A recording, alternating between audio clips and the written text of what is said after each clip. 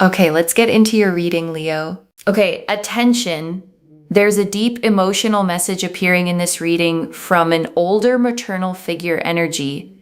The cards are asking you to slow down and truly hear this. Your grandma on your mom's side is begging you with tears in her eyes to listen. Listen carefully. Please put everything aside now. Take a breath and just listen. I didn't come to you today by chance. I am the one standing over your shoulder. The one whose blood flows in your veins on your mother's side, your grandmother. And I want to pause before she goes on, okay, just to say something about who's speaking here. This is the energy of a maternal line grandmother, the mothers behind your mother, the women whose strength you carry, whether you ever met them or not.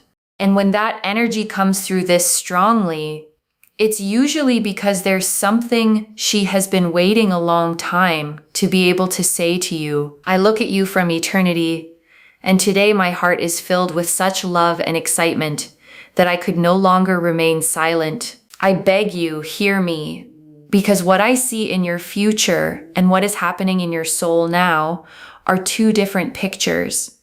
And I am here to help you connect them. You often feel lonely, even when people are around. You feel like you carry the weight of the whole world on your fragile shoulders, and no one truly understands how scared or burdened you are. I see your tears at night when no one is looking. I see how you doubt yourself, how you ask fate, why and when will it get easier? And I want to sit here for a moment, okay, because that line about crying at night when no one is looking is the one that tends to land the hardest. Because that's the private grief, the one you don't show anyone, the one you carry alone behind the face you put on for the world. And what she's telling you, okay, is that it was never as unseen as you thought. Someone was always watching those nights. Someone who loved you was there in the dark with you, and the loneliness you felt was never the whole truth of your situation, even when it felt like it was. And I want to say something about that particular loneliness, okay? The kind you feel in a room full of people because it's a specific and painful one. It's not the loneliness of being physically alone. It's the loneliness of being unseen, of being surrounded and still feeling like no one actually knows what you're carrying underneath. And that kind of loneliness, okay, often comes from being the strong one, from being the person everyone leans on, the one who holds it together, the one nobody worries about because you always seem fine. And so you learn to smile, to reassure, to carry it privately. And the more capable you look on the outside, the more invisible your struggle becomes. But your grandmother is telling you, okay, that from where she sits, you were never invisible. The mask you wore for everyone else never fooled her for a second. She saw straight through to the tired, frightened, tender person underneath.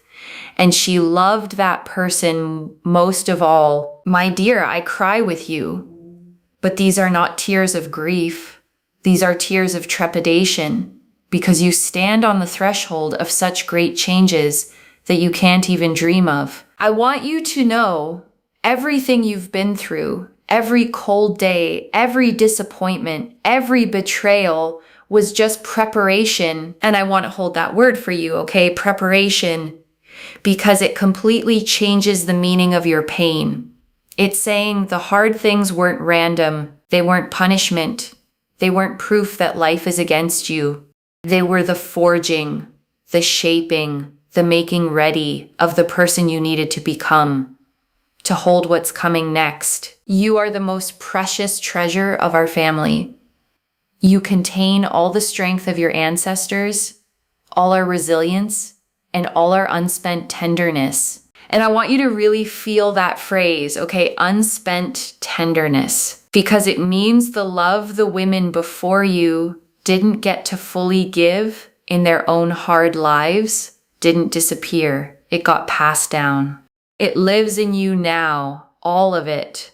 All that saved up gentleness waiting for a life soft enough to finally pour it into. And I want to go one layer deeper on this preparation idea, okay? Because there's a version of it that's just a comforting phrase, and there's a version that's genuinely true, and she means the true one. Think about what hardship actually builds in a person, okay? The cold days taught you to survive without much warmth, which means you know how to stand on your own.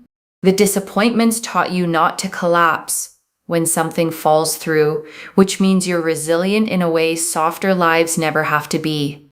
The betrayals taught you to read people, to sense who's safe, which is a wisdom you paid dearly for, but genuinely now possess. So when she says it was all preparation, okay, she doesn't mean the pain was good, or that you deserved it, or that it was worth it in some cold arithmetic. She means none of it was wasted. Every hard thing deposited something in you, some strength, some depth, some capacity, that the beautiful part of your life is going to require you to have. And now I am here to tell you, difficult times are ending. The darkness is lifting, and I can already see the first rays of your personal dawn. Look at your life through my eyes. I see the invisible wheels of fortune turning around you. What once seemed like closed doors are now turning into open gates. And I want to name how that feels from where you're standing, okay? Because you may not see the gates yet from your side. It might still look like closed doors, but she's telling you she can see from a vantage point you can't, from eternity, from above the whole map. And from up there, the doors are already swinging open, even if the good news hasn't reached your side of them yet. You've been knocking on the void for so long, but now the universe itself is taking a step toward you. A period of incredible clarity is dawning in your life. You'll suddenly understand why everything happened the way it did. You'll see that the losses you mourned were actually making room for something truly yours. And that's one of the greatest gifts a hard season can eventually give, okay? The moment it finally makes sense. Right now, you're still in the part where it just hurts, where the losses feel like pure loss. But she's promising a clarity is coming, a moment where you look back and see the shape of it, where the thing you grieved turns out to have been the door closing that pushed you toward the one meant for you. I see the energy of creation entering your space. If you felt stagnation, if it feels like you're going in circles, forget it. Right now, circumstances are shaping up behind you that will bring you long-awaited recognition at work, in your business, in your creativity. You'll experience an unprecedented upswing. You'll be noticed. You'll be appreciated. You'll receive an offer that will make your heart beat faster. This won't be a coincidence. It will be a reward for your patience and your kind heart, which despite everything hasn't hardened. And I want to sit with the specific promise she's making about your work, okay? Because it's very particular. She's not just saying good things generally. She's saying recognition, being noticed, being appreciated, an offer that makes your heart beat faster. And recognition is a specific hunger, okay? Especially for someone who's worked hard in the dark for a long time.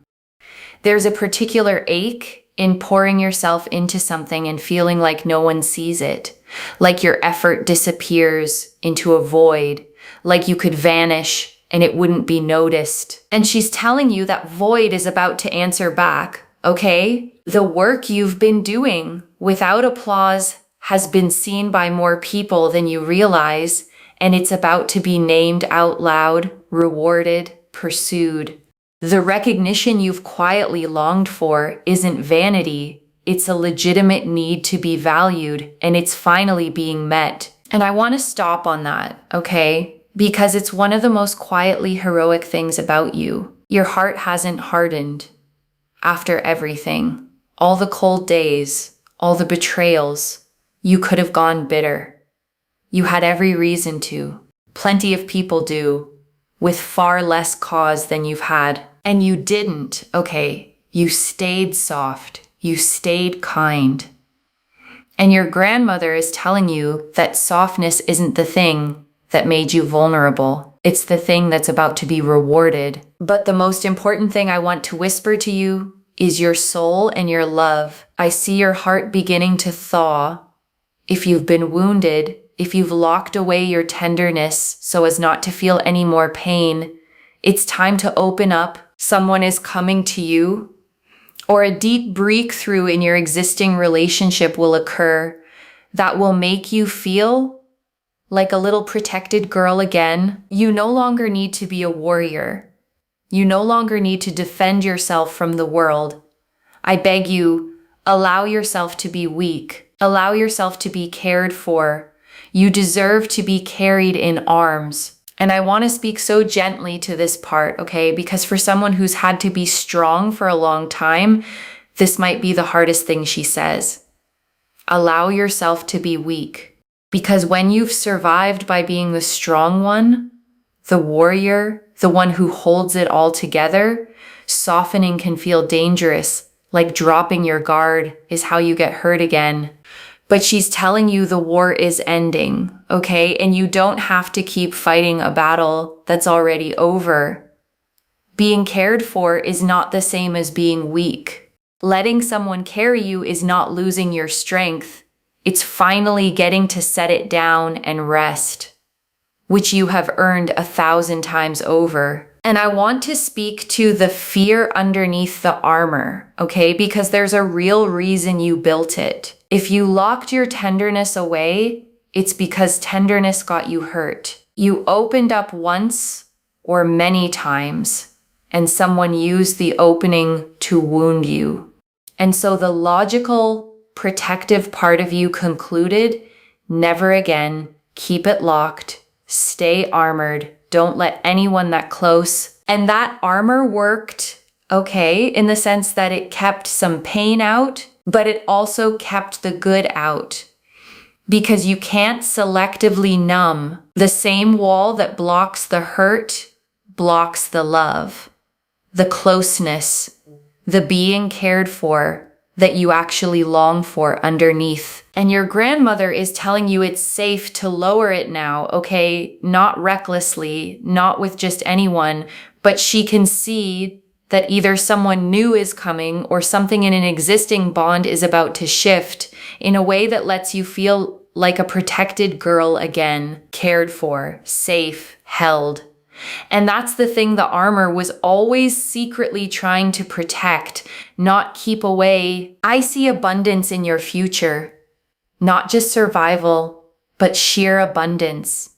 Money will begin to flow from sources you never even considered. It's as if a stream blocked by old stones has finally broken through. Your hands will become a magnet for well-being. The main thing is, don't be afraid to ask for more. Don't think you're unworthy. You are the heir to power. You are an extension of me, and I want you to live in luxury, joy, and peace. And I want to underline that, okay, don't think you're unworthy, because I suspect that's an old wound she's reaching straight into. A lot of people who've struggled quietly believe deep down that they don't deserve abundance, that good things are for other people, that asking for more is greedy or too much. And your grandmother is overturning that completely. Okay, she's saying you are the heir to power, an extension of her, of the whole line behind you. The abundance isn't something you have to earn by being worthy enough. It's your inheritance, and she wants you to reach for it with open, unashamed hands. And I want to name where that unworthiness usually comes from, okay? Because naming it helps loosen its grip. Most people who feel undeserving of abundance weren't born feeling that way. They were taught it. Somewhere along the line, they absorbed the idea that wanting more was selfish, that money was for other luckier people, that asking made you a burden, that you should be grateful for scraps and not reach for the feast. And those lessons run deep, okay, deep enough that even when good things come, a part of you flinches, braces, waits for it to be taken back, or quietly sabotages it because on some level, you don't believe you're allowed to keep it. And your grandmother is speaking straight into that, okay? She's saying the unworthiness was never yours. It was handed to you, and you can hand it back. You are the heir to power. The abundance isn't charity you have to deserve. It's your birthright, flowing down the same line her blood flows down.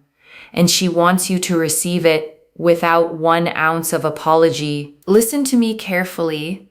Stop looking back. There is nothing left in the past except the lessons you've already learned. Don't carry resentment toward your mother or those who hurt you on her side. I am here to heal that bond. I take your pain.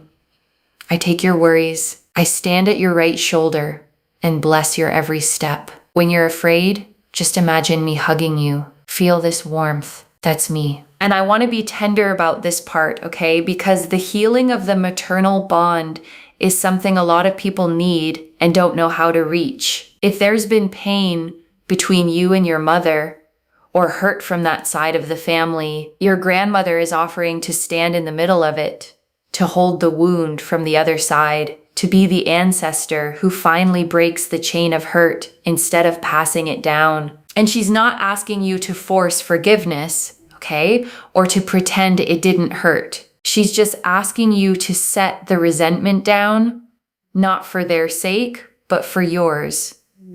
Because carrying it is one more heavy thing on shoulders that have carried enough. And I want to be careful and real about this, okay? Because family pain is delicate, and I don't want to hand you a tidy fix for something that isn't tidy. If there's been genuine hurt between you and your mother or from that side of your family, setting down resentment doesn't mean pretending it didn't happen, and it doesn't mean you owe anyone access who hasn't earned it back. What your grandmother is offering, okay, is something quieter and more for you. Resentment is a weight you carry on behalf of people who often aren't carrying anything at all. It sits in your body, in your sleep, in the way you brace around certain names and certain memories.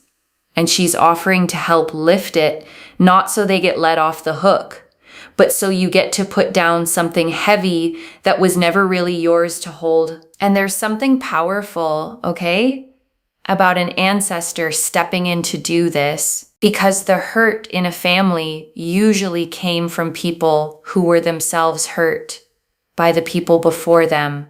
And when a grandmother from the other side reaches in to heal it, she's reaching back through the whole chain, trying to stop the pain where it's been passing, so it doesn't reach your children too. In the coming days, pay attention to signs. I will send you clues. It could be a random remark from a passerby, a song you haven't heard in ages, or a bird landing on your windowsill. You will feel this special thrill inside. It will be my signal. Yes, darling, you are on the right path. Don't ignore your intuition. Your inner voice right now is my voice whispering the truth to you. And I love that she says that, okay, your inner voice is my voice, because it means the guidance you've been looking for outside yourself has been inside you the whole time. That gut feeling you keep talking yourself out of, that quiet knowing you dismiss as just you. She's telling you to start trusting it, because it's not just you.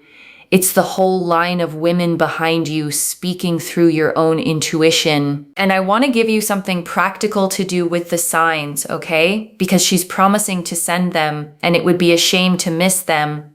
The thing about a sign is that it only works if you're paying attention in the ordinary moments. So in the coming days, okay, when a song you haven't heard in years comes on out of nowhere, don't just scroll past the feeling. Pause. When a stranger says something that lands a little too precisely, notice it. When a bird lands close, or the light hits your table in a way that gives you a small, inexplicable thrill, let yourself register that it might be her. And I know the skeptical part of the mind, okay, wants to call all of that coincidence, and maybe some of it is. But here's the thing, choosing to feel accompanied, choosing to read the world as something that's reaching toward you rather than ignoring you, changes how you move through your days. It softens the loneliness. It reminds you you're not doing this alone. And whether you call that spiritual or just a kinder way to live, it's a gift she's offering you. Soon, very important news will enter your home. It will concern either your family or your home, your personal space. It will bring you the sense of stability you've been so lacking. You will finally feel the ground beneath your feet. You will find your anchor, your place of power. And that phrase, the ground beneath your feet, is such a specific promise for someone who's felt unsteady for a long time. Because when life has been uncertain, when you haven't known where you'd be or whether things would hold, you live in a kind of low, constant bracing. And she's promising that's ending, that a stability is coming solid enough to finally let you stand and stop bracing and build. I see you blossoming. Your beauty will now become something special, glowing from within. People will turn their heads as you pass, not understanding what has changed about you. What will change is that you will finally believe in your uniqueness. You will stop comparing yourself to others. You will understand that you are one of a kind, and that is your greatest magic. And I want you to catch what she just said there, because it's the real secret in it. The thing that will make people turn their heads isn't a new face or a new body. It's that you'll finally believe in yourself, and that belief radiates. Confidence changes a face more than anything external ever could. When you stop shrinking, stop comparing, stop apologizing for taking up space, something lights up in you that everyone can feel and no one can quite name. My daughter, my granddaughter, I'm so proud of you. I see all your little victories that no one knows about. I see how you choose kindness when you could respond with evil. I see how you find the strength to smile when everything inside is burning. Your kindness isn't a weakness. It's your greatest strength. And it's this strength that will now attract a miracle to you. And I want to sit with those little victories no one knows about, because I think you need to hear that they were seen. The times you held your tongue instead of firing back, the times you stayed kind to someone who didn't deserve it, the times you smiled through something that was quietly breaking you. Nobody clapped for those, Nobody handed you an award for choosing goodness when bitterness would have been easier. But your grandmother saw every single one, and she's telling you they counted. They mattered, and they're the very thing drawing the miracle toward you now. Don't be afraid of change, even if it seems drastic. Sometimes an old house needs to crumble so that a beautiful palace can be built in its place. Everything that's leaving your life now is leaving at the right time. Let go with a light heart. Don't hold on to the rubble. A fullness of life awaits you that we could never have imagined back then. And that image of not holding on to the rubble, is worth really taking in. Because when an old structure in your life falls, the instinct is to grab the pieces, to try to rebuild the exact thing that was crumbling, and she's gently telling you not to. The palace can't be built on top of the rubble of the old house. The ground has to be cleared first. And what feels like loss right now is actually the clearing. I want you to promise me one thing. Start pampering yourself. Stop putting life off. Buy that dress you've been dreaming of. Start drinking coffee from the most beautiful cup. Allow yourself to rest, even if it seems like you have so much to do. You are a woman.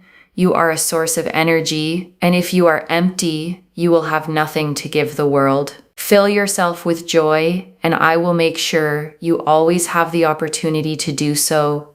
And I love that she asks for this as a promise. not a suggestion. Because for someone who always puts themselves last, rest and joy start to feel like things you have to earn by finishing everything first. And the list is never finished. So she's making you promise to stop waiting. The beautiful cup isn't for a special occasion. You are the special occasion. The good dress isn't for someday. Someday is now. And I want to explain why this isn't as small as it sounds, okay? Because buy the dress and use the nice cup can sound almost trivial next to abundance and destiny and miracles. But it isn't trivial at all. It's the whole thing in miniature. Because how you treat yourself in the small daily moments, okay, is how you're teaching your own mind what you're worth. Every time you save the good thing for later, every time you make do with the chipped cup and put your own comfort last, you're quietly telling yourself you don't quite deserve the good version yet. And the mind believes what you repeatedly show it. So when your grandmother asks you to pamper yourself, okay, she's not being frivolous. She's asking you to start proving to yourself in small, daily, tangible ways that you are someone worth caring for. Because you can't fully receive a whole abundant life if you won't even let yourself have the beautiful cup. The small yes to yourself is practice for the big one. Your destiny is now like a vibrant canvas just beginning to be embroidered with golden threads. I see a journey. It may be short or long, but it will change your perception of the world. You will see new horizons and understand how vast the world is and how much room there is for your happiness. Remember, I am always near. I am in the sound of the wind, in a drop of rain, in a glint of sunlight on your table. I have never left you, and I never will. Our entire family is looking at you with hope and love. You are our pride. You are the one who will right all the wrongs of the past and create a new bright future for yourself and your children. And I want to name how much weight that carries, okay? You are the one who will right the wrongs of the past, because in every family line there are patterns of pain that get handed down, generation to generation, until one person finally does the work to break them. And your grandmother is telling you that you are that person. The cycle breaker, the one whose healing doesn't just change your life, but changes the inheritance you pass to everyone who comes after you. That's not a small thing. It's one of the most important things a person can ever be. And I want you to feel the weight and the honor of that, okay? Because being the cycle breaker is lonely work, and it often goes unthanked. You're the one who feels the old pain and decides, it stops with me. I will not pass this down. I will do the harder thing and heal it instead of handing it forward. And nobody hands out medals for that. Okay, because the people who come after you will never know what you spared them. Your children or the people you love will grow up without the wound you spent your life healing, and they'll never feel its absence because you made sure they never felt its presence. But your grandmother knows, okay? The whole line behind you knows, and that's who's standing with you right now. The ones who couldn't break it in their time, watching you do the thing they didn't get to do, and loving you with everything they have for doing it. The tears in my eyes are tears of relief. I know you can do this. I know the worst is behind you. Your time of triumph is beginning. Just believe. Just move forward with your head held high. You are the queen of your life, and your kingdom awaits you. I hug you tightly across time and space. Feel this surge of strength right now. This is my love pouring into you, giving you the energy for great things. Go and shine, my sunshine. The world has been waiting for your light. Everything will be even better than you can imagine.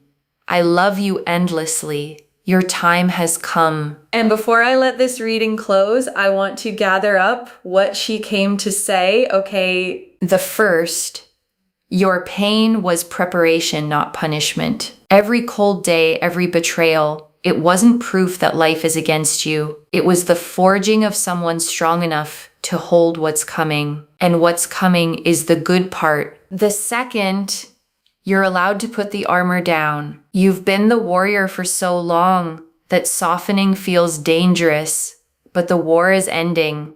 You get to be cared for now. You get to be carried. That's not weakness.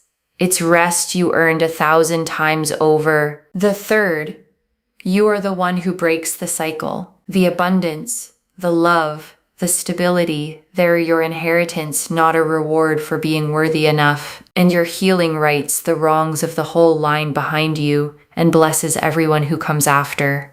Don't think you're unworthy of any of it.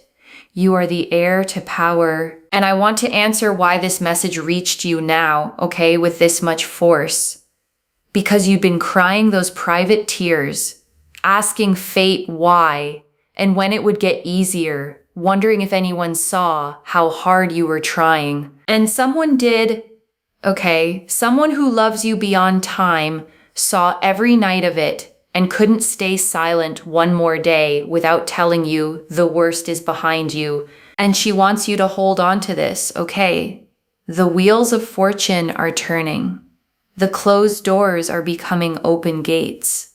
Recognition is coming in your work. Abundance from sources you never considered. Love that lets you feel protected again. Stability that gives you ground to stand on. And a belief in your own uniqueness that will make you glow from within. So let me lay this all out one final time, okay, slowly, so it actually settles. Your grandmother on your mother's side came through today because she couldn't stay silent watching you suffer when she can see what's about to arrive. Everything you've been through was preparation. The darkness is lifting, and recognition, abundance, love, and stability are all turning toward you now. And your kindness, the heart that never hardened, the little victories no one saw, are the exact things drawing the miracle in. And all she asks is that you set down the armor, set down the resentment, start pampering yourself, trust your intuition, and move forward with your head held high. One message. You were never as alone as you felt. She never left. And your time has finally come. If this reached you, loves, comment below. I feel you, Grandma, and let her know it landed. I genuinely read every comment, okay, even the ones I can't always reply to individually. Your story becomes part of the reason this reading keeps finding the next person who needs it too, like this reading, and make sure that you're subscribed. And I'll see you in the next one. Wherever you're watching this from, okay, I want you to actually feel this settle in before you go. You have carried so much, okay, for so long, mostly alone, mostly in the dark, mostly without anyone saying they saw how heavy it was. And today someone did, okay? Someone whose love for you outlasted her own life, reached across everything to tell you that the weight is about to lift, that the softness you kept through all of it was never foolish, and that the good part has your name on it. So let yourself believe her, okay? Just for tonight, let yourself believe that the worst really is behind you, that you really are the treasure of your line, and that everything ahead is going to be even better than you can imagine. Go and shine, okay? The world really has been waiting for your light. Take care of yourself. Bye, loves.